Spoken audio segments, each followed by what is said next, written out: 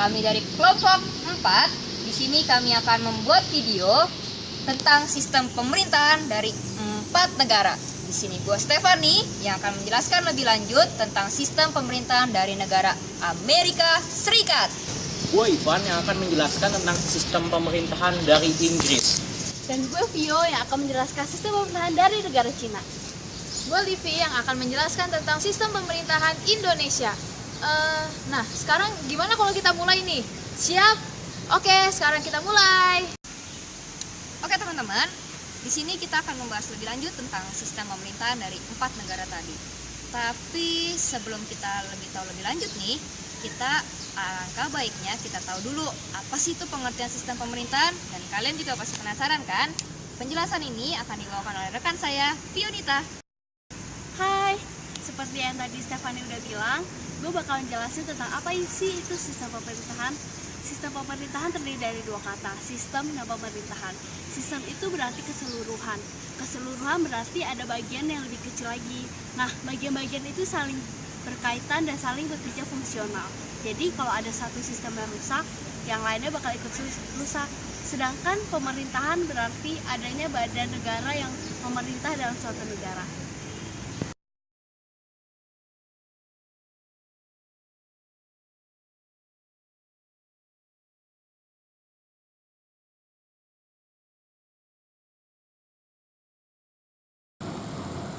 Sistem pemerintahan Amerika Serikat. Sistem pemerintahan Amerika Serikat didasarkan atas konstitusi pada tahun 1787. Namun, konstitusi ini sudah mengalami beberapa kali amandemen. Nah, negara Amerika Serikat sangat kuat dengan tradisi demokrasinya, sehingga negara Amerika Serikat dianggap sebagai benteng demokrasi dan juga kebebasan. Di sini, gue akan menjelaskan pokok-pokok dari sistem pemerintahan Amerika Serikat tentunya. Nah, yang pertama, negara Amerika Serikat itu merupakan negara republik yang berbentuk federasi ataupun federal yang terdiri atas 50 negara bagian. Pemerintahan pusat dari Amerika Serikat terdapat di Washington DC. Nah, dalam sistem pemerintahannya, antara badan eksekutif, badan legislatif, dan juga yudikatif terjadi pemisahan, sehingga yang terjadi pada ketiga badan ini adalah check and balance. Jadi diusahakan ketiga badan ini tidak ada yang saling menonjol, namun berjalan dengan seimbang. Kekuasaan eksekutif di Amerika Serikat dipegang sepenuhnya oleh presiden, di mana di sini presiden berperan sebagai kepala negara sekaligus kepala pemerintahan. Presiden tidak bertanggung jawab kepada Kongres, melainkan bertanggung jawab langsung kepada rakyatnya. Oke, sekarang kita akan lanjut ke badan legislatif. Di kekuasaan legislatif dibagi menjadi 2 bagian, yaitu Senat dan Badan Perwakilan. Anggota Senat merupakan perwakilan dari tiap negara bagian yang dipilih melalui pemilu di negara yang bersangkutan. Masa jabatan dari Senat ini adalah 6 tahun, tapi setiap 2/3 dari anggotanya setiap 2 tahun akan mengalami perubahan. Nah, sedangkan Badan Perwakilan merupakan perwakilan rakyat dari Amerika Serikat yang dipilih secara langsung dengan masa jabatan 2 tahun. Selanjutnya, gue akan membahas tentang kekuasaan dari yudikatif. Kekuasaan yudikatif di Amerika Serikat dipegang sepenuhnya oleh Mahkamah Agung. Jadi, Mahkamah Agung ini tidak terpengaruh oleh kedua badan lainnya. Mahkamah Agung dapat menjamin tegaknya kebebasan dan kemerdekaan individu serta tegaknya hukum. Nah, di sistem pemerintahan Amerika Serikat menganut sistem kepartaian, yaitu sistem duipartai, di mana partai yang ada yaitu Partai Demokrat dan juga Partai Republik. Partai Demokrat dan Republik ini setiap pemilunya akan memperebutkan jabatan-jabatan politik yang ada. Oke, dan terakhir yaitu sistem pemilu yang dianut oleh Amerika Serikat, yaitu sistem distrik. Maksudnya sistem distrik ini adalah pemilihan yang dilakukan berdasarkan lokasi pembagian daerah, bukan berdasarkan banyaknya jumlah penduduk. Jadi contohnya kalau secara di Indonesia itu seperti gubernur, wali kota, dan sebagainya. Oke, cukup sekian untuk pokok-pokok sistem pemerintahan Amerika Serikat. Terima kasih.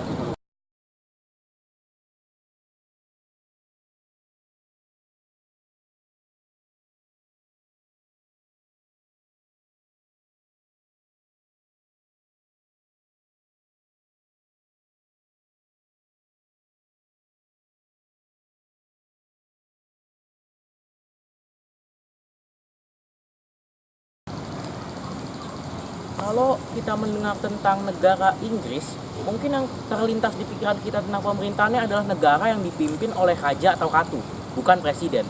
Tapi sebenarnya negara Inggris itu pemerintahannya lebih mendalam lagi daripada itu. Negara Inggris dikenal sebagai induk parlementaria dan pelopor sistem parlementer. Sistem pemerintahannya didasarkan pada konstitusi yang tidak tertulis.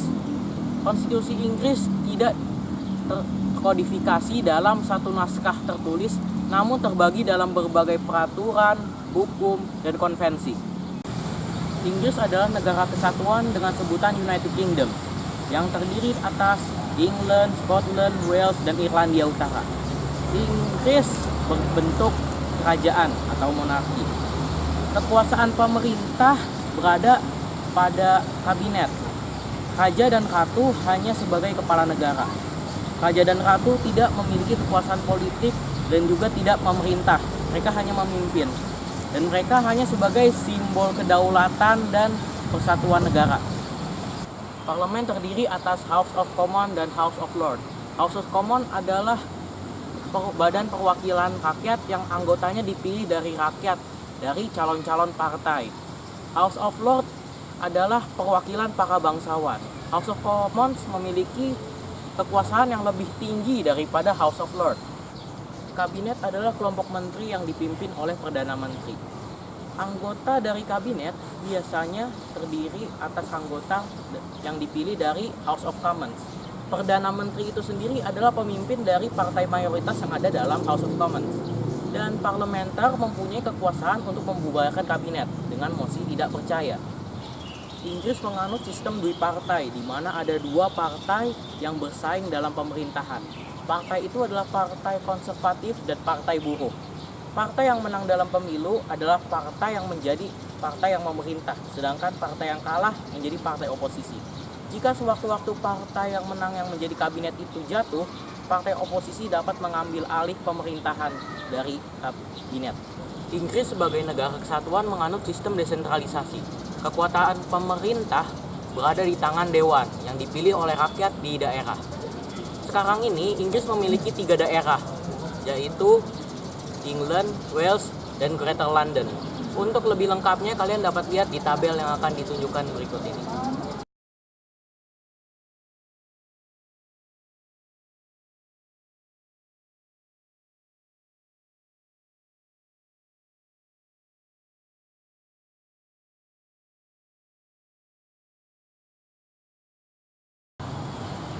Kalian pasti pernah dengar nama negara Cina kan?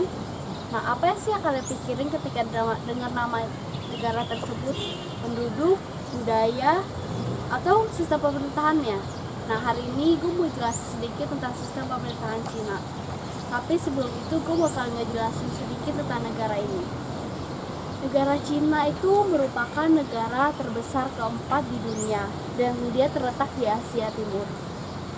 Cina ini didirikan tahun 1949 setelah berakhirnya Perang Saudara Tiongkok. Dan sejak saat itu sampai sekarang, Cina menganut satu sistem partai politik, yaitu Partai Komunis Tiongkok. RRC sendiri merupakan negara kesatuan yang terdiri dari 23 provinsi. Bentuk pemerintahan sesuai dengan namanya, yaitu republik dengan sistem demokrasi komunis. Nah, RRC ini dipimpin oleh seorang presiden yang masa jabatannya diganti setiap 5 tahun sekali, yang dipilih oleh lembaga legislatif.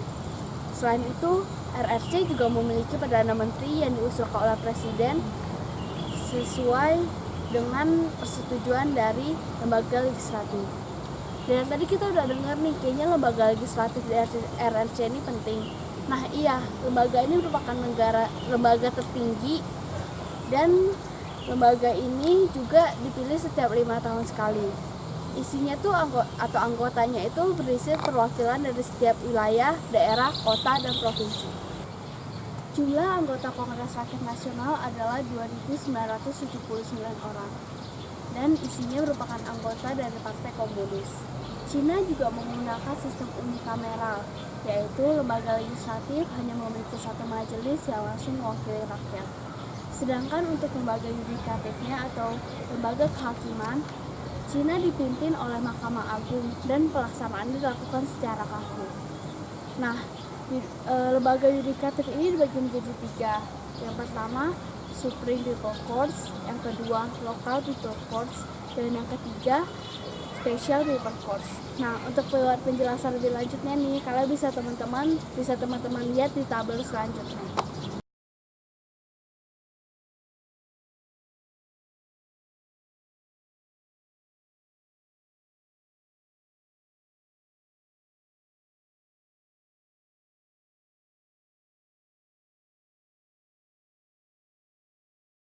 Sistem pemerintahan negara Indonesia. Menurut Undang-Undang Dasar 1945, Negara Kesatuan Republik Indonesia tidak menganut sistem pemisahan kekuasaan atau separation of power, melainkan menganut sistem pembagian kekuasaan atau distribution of power. Nah, pokok-pokok sistem pemerintahan di Indonesia. Yang pertama, bentuk negaranya adalah kesatuan dengan otonomi yang luas. Maksud dari kata-kata ini, seperti yang kita ketahui, Indonesia memiliki 34 provinsi. Nah, 34 provinsi ini merupakan satu kesatuan, yaitu Indonesia. Yang kedua, bentuk pemerintahan Indonesia adalah republik, sedangkan sistem pemerintahannya adalah presidensial. Yang ketiga, pemegang kekuasaan eksekutif adalah presiden yang juga menjabat sebagai kepala negara dan kepala pemerintahan. Yang keempat, kabinet atau menteri diangkat dan diberhentikan oleh presiden dan bertanggung jawab kepada presiden. Yang kelima, parlemen terdiri dari 2 bagian, yaitu DPR dan DPD. Nah, DPR dan DPD merupakan anggota dari MPR. Perbedaannya, kalau DPR, anggotanya merupakan para wakil rakyat yang dipilih melalui pemilu dengan sistem proporsional terbuka. Sedangkan DPD, anggotanya merupakan 4 wakil dari setiap provinsi yang dipilih dengan sistem distrik perwakilan banyak. Yang keenam, kekuasaan yudikatif dijalankan oleh Mahkamah Agung dan badan peradilan di bawahnya. Nah, badan peradilan yang dimaksud ini antara lain, yang pertama, pengadilan tinggi, yang kedua, pengadilan negeri, yang ketiga, Mahkamah Konstitusi, dan yang keempat, Komisi Yudisial. Dan yang terakhir, yang ketujuh, sistem pemerintahan di Indonesia setelah amandemen UUD 1945 masih tetap menganut sistem pemerintahan presidensial. Akan tetapi, sistem pemerintahan ini mengambil unsur-unsur dari sistem pemerintahan parlementer yang pastinya bertujuan untuk mengurangi kelemahan-kelemahan di sistem pemerintahan presidensial. Nah, teman-teman, sebelumnya kan gue udah jelasin nih ya, sistem pemerintahan setelah amandemen UUD 1945. Sekarang gue mau jelasin nih sedikit tentang pokok-pokok sistem pemerintahan sebelum amandemen UUD 1945. Yang pertama, Indonesia adalah negara yang berdasar atas hukum atau res taat. Yang kedua, sistem konstitusional, artinya pemerintahan negara berdasar atas sistem konstitusi atau hukum dasar. Yang ketiga, pemegang kekuasaan tertinggi adalah MPR. Yang keempat, presiden adalah penyelenggara pemerintahan negara tertinggi di bawah MPR. Yang kelima, presiden tidak bertanggung jawab kepada DPR. Yang keenam, menteri negara adalah pembantu presiden dan tidak bertanggung jawab kepada DPR. Dan yang ketujuh, kekuasaan kepala negara tidak terbatas. Nah, teman-teman, mungkin ini yang bisa gue jelasin tentang sistem pemerintahan sebelum dan sesudah amandemen UUD 1945. Semoga bermanfaat. Oke teman-teman, sekarang kalian udah tahu dong sistem pemerintahan yang ada di Inggris, di Amerika, di Cina, dan di negara kita sendiri, Indonesia. Nah, Ivan, menurut lo sistem pemerintahan mana sih yang paling oke? Menurut gue semua sistem pemerintahan itu oke. Karena dari semua bermacam-macam sistem pemerintahan itu semua memiliki kelebihan dan kekurangan. Dari kelebihan dan kekurangan itu kita itu bisa melengkapi satu sama lain, dan juga kita bisa belajar untuk menghargai setiap sistem pemerintahan yang dianut oleh beberapa negara yang disebut tadi. Wah, oke banget kan jawabannya.